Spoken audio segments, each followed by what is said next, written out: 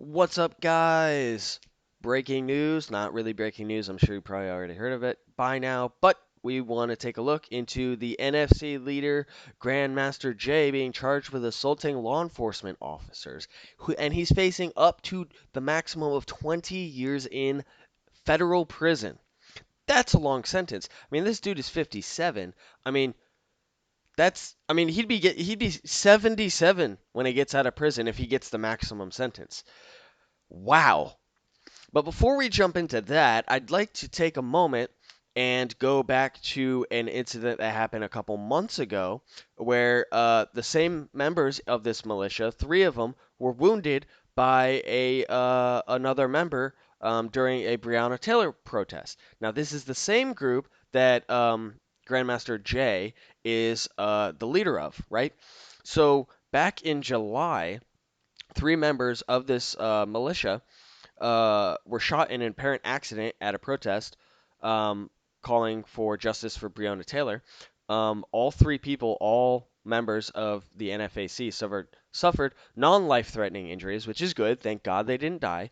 Uh, Whenever an accident like this happens, it's terrible and it shouldn't happen because there are safety procedures when handling firearms, and obviously none of them were followed. But at least nobody died. Thank God for that. Um, However, it says the group's founder, Grandmaster Jay, told ABC News that members of the militia were inspecting firearms prior to the demonstration when a woman's weapon was accidentally discharged. Johnson referred to the woman as a trainee. Okay, that's where I have the problem with this. He's trying to pass it off as, oh, it's her fault. She's a trainee, she's inexperienced. And to that I say, you're the leader of this group. I take it upon myself to assume that you being the leader of this group, that you trained people who then went out and trained other people in this group. Meaning that ultimately it's your leadership and your training that is being taught to these people. And if you're not teaching them proper firearm safety, like pointing in a safe direction, keep your finger off the trigger, don't point it at something that you don't intend to destroy, and keeping your finger off the trigger until you're ready to fire, then stuff like this happens. And I'm sorry, Jay, but I feel like this falls onto you and the leadership within your group, right? Because when it comes down to it, trainees who are interested in joining a group should not be touching a firearm unless you know for certain they know what they're doing with it, right? If they want to go out and demonstrate, sure. If they want to go out and demonstrate armed, I think if they want to go out and demonstrate with you, you should make it a point to say, hey, you need to know what you're doing with this firearm and actually training them on that. That, I feel, is on you. So, with that being said, oh, man. So, 3 months ago, or sorry, not 3 months ago, back in July, three people were struck by gunfire as a result of a discharge of someone's gun who was participating in the NFAC demonstration at Baxter Park. Louisville Division of Fire and LMEMS arrived a short time later and transported all three victims to the University of Louisville Hospital with non-life-threatening injuries. All involved are members of the NFAC, and there are no outstanding suspects. So at the very least, they didn't hurt anybody who wasn't part of the group. So this was all within the group. At least no innocent bystanders were affected by this, right? And I think a couple months later, another accidental discharge happened, and a lot of memes were born out of this protest as well. Like the guy who had a drum-fed 22 rifle that was jammed clearly when you're looking at the pictures. And following this, actually, Grandmaster Jay came out with a video that I would encourage you to go watch. I have not included it here because um, I need to keep the time down on this video. But I would say go and watch it. He says some very ignorant things. He calls a regular rifle a bullpup when it's clearly just an AR platform, um, not bullpupped. And he says that when you slam the gun on the ground and the bolt drops forward, that it'll fire around. And apparently, quote, it happened. People die or people blow their heads off in basic training every day. No, they don't, Jay. They really don't. Okay, because I'm pretty sure people would know about that if, new army recruits were blowing their heads off every other day. Okay, but I mean, I can drop the bolt on. I mean, how does he think that you chamber around? You drop the bolt. The only difference between pressing the button and slamming it on the ground is the manner in which you actually make the bolt drop, right? So he's ignorant already, and his group obviously has not been trained correctly. So it's not a surprise that he's being arrested for pointing his gun at the police, right? So, so let's go to that story. But before we do, I'd like to take a moment and ask you guys to like and subscribe this video if you like the content that I bring to you, and hit that notification bell so that way you guys know when I post a new video. Um, Normally I wouldn't be posting these videos on a Saturday because I like my weekends, but I figured I have time Friday night. I'll record this, put it out to you guys on Saturday. So, like and subscribe, and don't forget to share this video as well because people like you are the reason that my channel will grow. Anyway, let's get to the next story, right? So, NFAC leader Grandmaster J charged with assaulting law enforcement officers. John F. Johnson, aka Grandmaster J, has been charged via criminal complaint with assaulting federal task force officers, announced United States Attorney Russell Coleman. Right? Here in Kentucky, we revere our First and Second Amendment freedoms, not foolishness, which puts police and protesters at grave risk. Now, I want to preface this. Uh, yes, it was foolish. And we'll see later in this article that I don't think he intentionally meant to point his weapon at police officers. I think he's just ignorant and doesn't follow safety rules when it comes to firearms. Clearly, his group doesn't, so I that's coming straight from the top. I think he doesn't either, and I don't think that he knows how to properly handle a firearm, right? So let's read. Uh, Johnson, 57, was arrested at his home on December 3rd, 2020. He appeared before a federal judge in Louisville this afternoon. According to the criminal complaint, Johnson forcibly assaulted, resisted, opposed, impeded, intimidated, and interfered with federally deputized task force officers while they were engaged in or on account of the performance of official duties. When Johnson aimed a rifle at them on September 4th, wow, that's a long time ago actually. September 4th to December 3rd. That's like 3 months. I wonder why it took them so long to charge him. Like, did they have trouble getting the evidence, or was it just because they couldn't find him because he was still doing protests? I wonder. Um, so Johnson brandished a firearm. Johnson brandished an AR platform rifle at federally deputized task force officers for the FBI, U.S. Secret Service, and Louisville Metro Police Department. The task force officers were on the roof of the Jefferson County Grand Jury Building, keeping watch on Jefferson Square Park, where there was an armed protest gathering.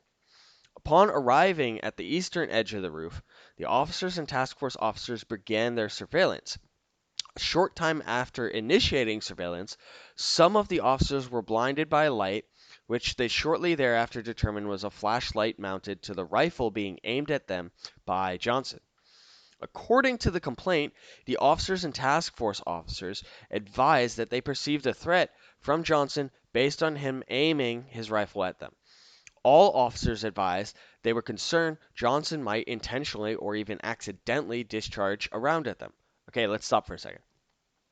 Yeah, I would say that they have right to be concerned because his group has demonstrated an inability to point their weapons in a safe direction. as we saw earlier with the three people being injured, and then with another story that happened a couple months later, another person was injured with another negligent discharge. So, yeah, I'm fully on board with the officers. Yeah, I'd be a little freaked out if one of these group members pointed their rifle at me because I have no idea if their finger's on the trigger or not, because apparently they don't practice trigger discipline like they should. And I mean, there's a rifle pointed at me. Who wouldn't be freaked out about that, right? So if we continue reading, all officers recognized that the distance between themselves and Johnson was well within the effective range of an AR platform rifle. Two of the officers advised that they were wearing their LMPD soft body armor, which I don't think would stop a rifle round. So yeah, I'd still be freaked out even if I was wearing that. Uh, but their armor had police semi-reflective placards identifying them on that night. So he points the gun at them and sees, okay, they're police officers, right? Um, none of the officers had drawn their handguns, and only one of the officers had a rifle with him, which he did not point at Johnson or the NFAC members. Yeah, I wouldn't have either. I mean, okay, you're probably outnumbered because there's a couple thousand of these guys, and they're all amped up, and they're all militia members, right? And you know, if if you point a rifle at them and then stuff hits the fan, well, you're probably outnumbered, outgunned. Even if they don't really know what they're doing, I feel like that would make it even more dangerous. So the government, yeah, this shows us at the very least, this shows us that the government is fearful of an armed populace, regardless of whether or not this militia was in the right or wrong. This shows us that they didn't arrest him right away because they feared what might happen, right? So it took them 3 months to arrest him. So obviously, they were fearful of what might happen if they did so right then and there, right? But also, you know, they're severely outnumbered, I think. So all officers advised that neither Johnson nor the other NFAC members perceived a threat from the officers on the roof because neither Johnson or the other NFAC members moved to cover when they saw the officers on the roof of the Jefferson County Grand Jury building, right? If convicted at trial, the statutory maximum sentence is 20 years in federal prison, right? So, okay. So yeah, I don't think that Jay Grandmaster Jay intentionally meant to put these officers in fear of their lives or point his weapon at them. I feel like what actually happened was he's just incompetent with his firearm, which he already demonstrated when he made a video talking about what happened at that protest. But this kind of also demonstrates that he's incompetent with manipulating a weapon because he used his weapon mounted light to point and search. I'm sorry, no, you don't do that. No, no, no, no, no, no. Especially if you're going into a situation where you're not intending on using your gun and you're literally just using it like a light. You don't use it to point at people, okay? You just don't do that. You, you never want to point a weapon at something you don't intend to destroy. So I think it just demonstrates his lack of knowledge in firearms manipulation or just his incompetence. Um, so the 20-year maximum sentence, I don't think he should go to jail for 20 years, okay? That would make this 57-year-old guy 77 when he gets out of jail, right? That's too long for something like this, okay? He didn't, like I said, intent is a very good indicator, and it's very key when you're trying to, send someone to prison. I don't think he meant to do it, right? I think he just wasn't thinking and did it. Um, or trying to act gung ho, but I think it's more incompetence than anything. So he didn't shoot anybody. He didn't have a negligent discharge. Yes, he put fear in the officers, and for that, I think he really did put them in danger. So I think yes, he should go to prison, but I don't think that 20 years is how long he should get. Now, I mean, he's innocent until proven guilty, so he might not get any time. They might have arrested him and he's gonna get off. Um, we have to watch and see. But personally, I think if he ends up getting convicted, I don't think he'll get 20 years. I don't think anybody would give him 20 years. And I think it would be a miscarriage of justice to give him 20 years. Um, but if they do give him something, I don't know exactly how much I would say. It depends on the evidence because, like I said, it has to be proven that he actually did this. But as of right now, he's been arrested and charged on federal counts. So, you know, we'll see where it goes from there. If he does end up in jail, I really hope that this group gets a leader who is not incompetent and knows what he's talking about when it comes to firearms and can lead this group better. And I really hope they change the name too. Like, NFAC, the Not Effing Around Coalition, just sounds cringy, honestly, man. So, with that being said, I hope you guys enjoyed this video, and I encourage you to go watch the things I mentioned in this video, especially the one video that he put out. But if you like this, go ahead and like and subscribe, share this video, and I will see you guys on Monday.